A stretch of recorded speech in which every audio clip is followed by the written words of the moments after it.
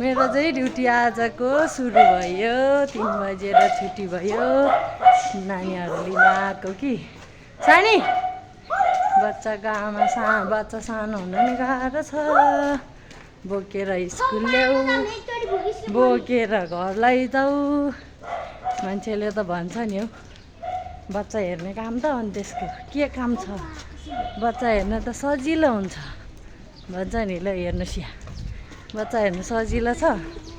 बोकेर bag बोक tiffin बोक नानी बोक गाह्रो छ आमा हुनुलाई यहाँ यस्तो हेर है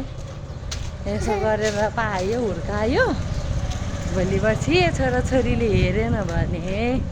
आमा बाउको मन कस्तो होला त हेलो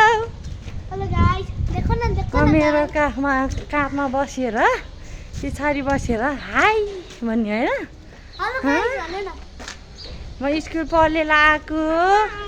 हेलो गाई मलाई सधैँ माया गरिदिनु हस् भन न हेलो सानो तिम्रो बाबा खोइ विदेशमा छ ए विदेशमा छ अरे अनि प्रनिस बाबा खोइ बाबा यिनीहरूको चाहिँ बाबा छैन बाबा पनि मै आमा पनि मै बाबा भएर पनि नभएको जस्तो छ साथीहरू मेरो छोराछोरीको चाहिँ बाबा हामीसँग हुनुहुन्न म एक्लै छौँ छोराछोरी छ मेरो सारा भन्नेकै छोराछोरी हो उनीहरूको बाबा चाहिँ हुनुहुन्छ कता हुनुहुन्छ तर हामीलाई थाहा छैन होइन छोरो हो कि होइन